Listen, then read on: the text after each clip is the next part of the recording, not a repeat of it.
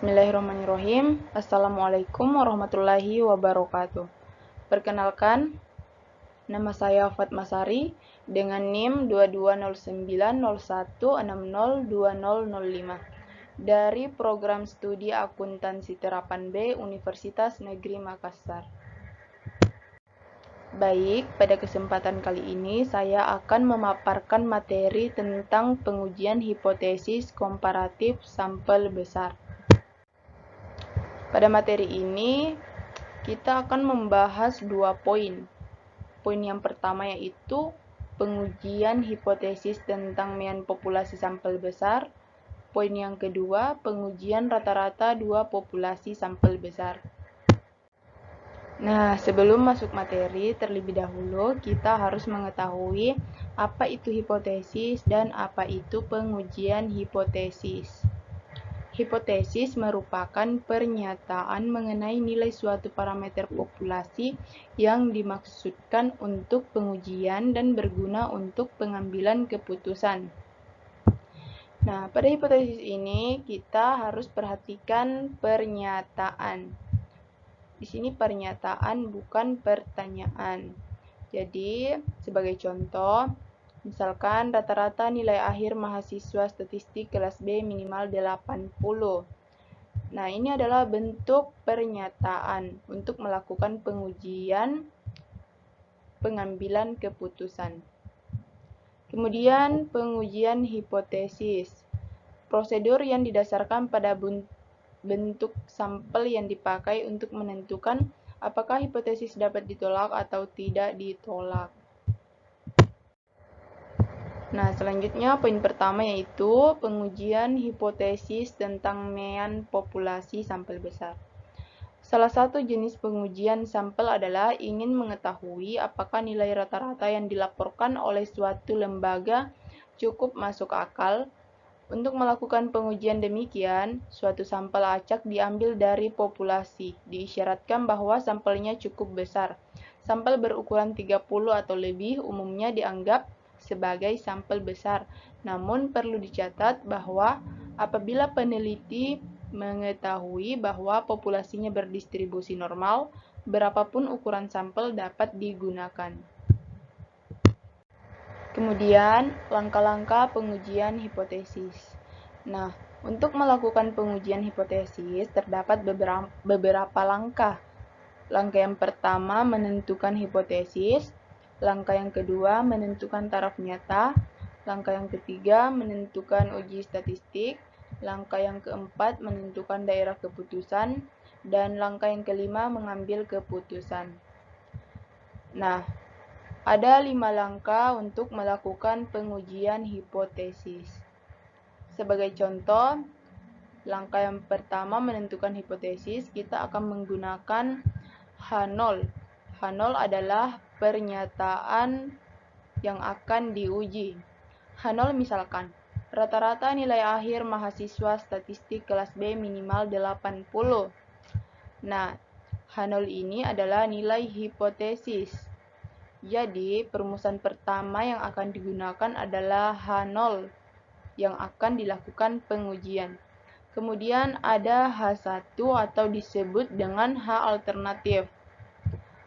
H alternatif ini adalah pernyataan yang akan diterima jika H0 ditolak.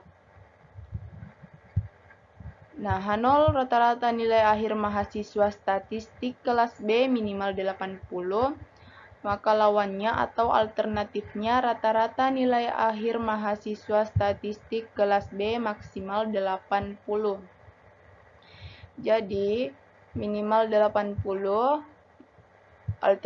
alternatifnya maksimal 80.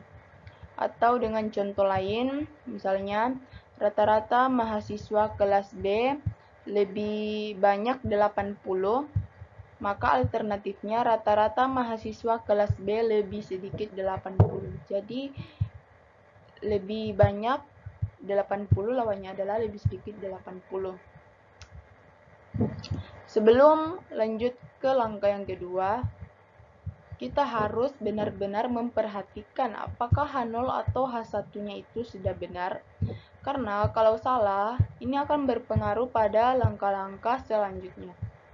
Nah, kemudian langkah yang kedua, menentukan taraf nyata atau alfa.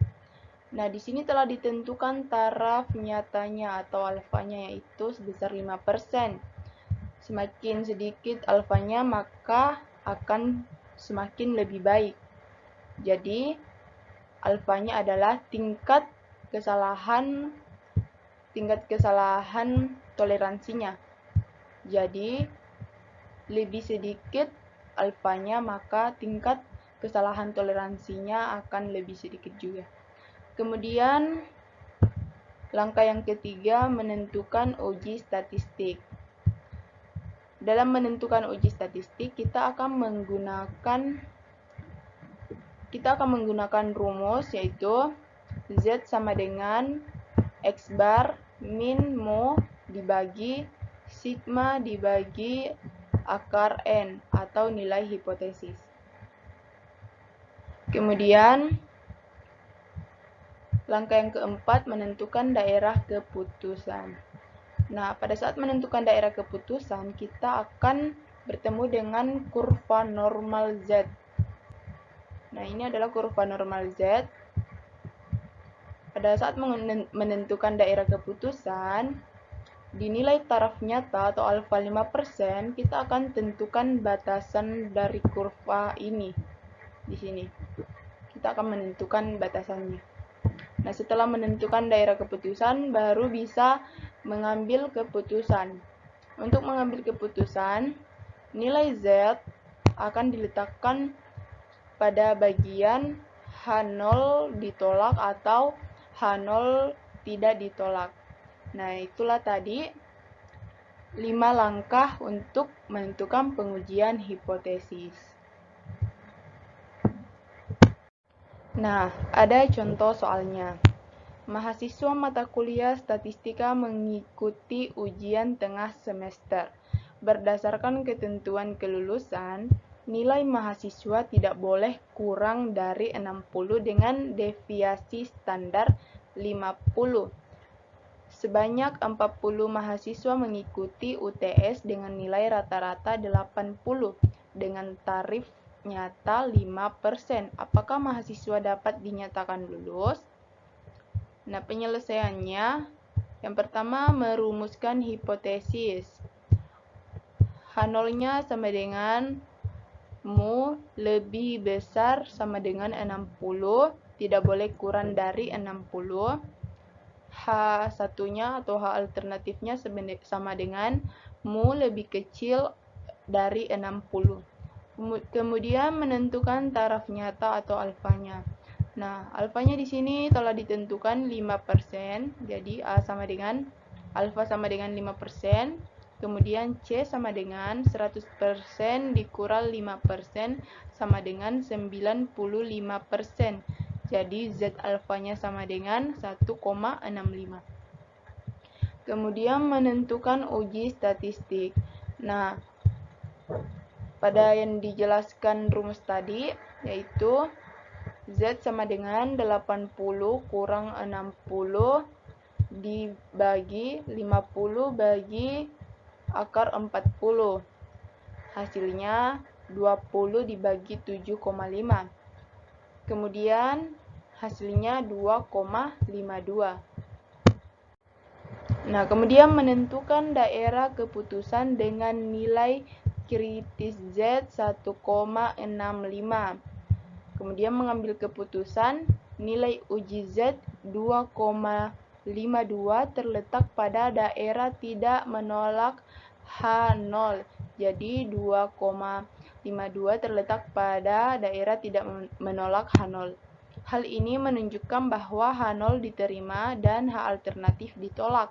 Dengan demikian, rata-rata nilai mahasiswa lebih besar dari 60 sehingga 40 orang mahasiswa memenuhi ketentuan kelulusan.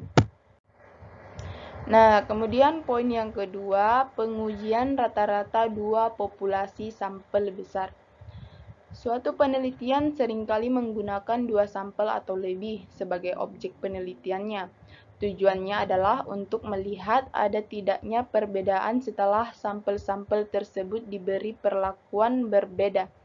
Untuk itu, dilakukan pengujian hipotesis rata-rata dua populasi. Terdapat beberapa kondisi yang perlu diperhatikan dalam pengujian hipotesis rata-rata dua populasi, yakni ketika varian sama dan diketahui, varian sama dan tidak diketahui, varian tidak sama dan diketahui, serta kondisi untuk pengamatan berpasangan. Nah, ada contoh soalnya. Untuk mengetahui apakah keanggotaan dalam organisasi mahasiswa mempunyai akibat baik atau buruk pada nilai seseorang, nilai mutu rata-rata berikut ini telah dikumpulkan selama periode 5 tahun. Anggota, ini anggota, bukan anggota, ini. Kemudian ini adalah tahun periodenya. Dengan mengasumsikan bahwa populasinya normal, ujilah pada taraf nyata 0,025. Apakah keanggotaan dalam organisasi mahasiswa berakibat buruk pada nilai yang dicapai seseorang? Nah, pembahasan. Misalkan, Mu1 dan Mu2 masing-masing adalah nilai mutu rata-rata bagi siswa anggota dan bukan anggota mahasiswa dengan mengikuti langkah-langkah dalam prosedur pengujian hipotesis diperoleh. H0-nya itu H0 dibagi Mu1 sama dengan Mu2 atau Mu-D sama dengan Mu1 dikurang Mu2 sama dengan 0. H alternatif dibagi Mu1 lebih kecil Mu2 atau Mu-D sama dengan Mu1 dikurang Mu2 lebih kecil 0. Nah, alfanya sama dengan 0,025. Kemudian wilayah kritik T lebih kecil dikurang 2,776, yang dalam hal ini rumusnya T sama dengan D dikurang D0 dibagi SD dibagi akar N dengan V sama dengan 4 derajat bebas. Kemudian perhitungan. Dengan mengambil akarnya, kita memperoleh SD sebesar 0,14142. Dengan demikian, seperti rumus yang tadi, T sama dengan min 01 dikurang 0 dibagi 0,14142 dibagi akar 5 sama dengan 1,58. Kemudian keputusan, terima H0 dan simpulkan bahwa keanggotaan organisasi bagi mahasiswa tidak memberikan pengaruh yang berarti pada nilai yang dicapainya. Nah, kemudian perbedaan pengujian hipotesis tentang mean populasi dengan pengujian rata-rata dua populasi. Pengujian hipotesis tentang mean populasi sampel besar merupakan salah satu jenis sampel untuk mengetahui apakah nilai rata-rata yang dilaporkan oleh suatu lembaga cukup masuk akal, sedangkan pengujian rata-rata dua populasi sampel besar membahas tentang rata-rata dua populasi. Prosedur 5 langkah untuk pengujian hipotesis juga digunakan untuk kasus ini, namun rumus statistik uji 2 berbeda. Itulah tadi pemaparan yang telah saya paparkan, semoga dapat bermanfaat bagi kita semua. Kurang dan lebihnya mohon dimaafkan. Wassalamualaikum warahmatullahi wabarakatuh.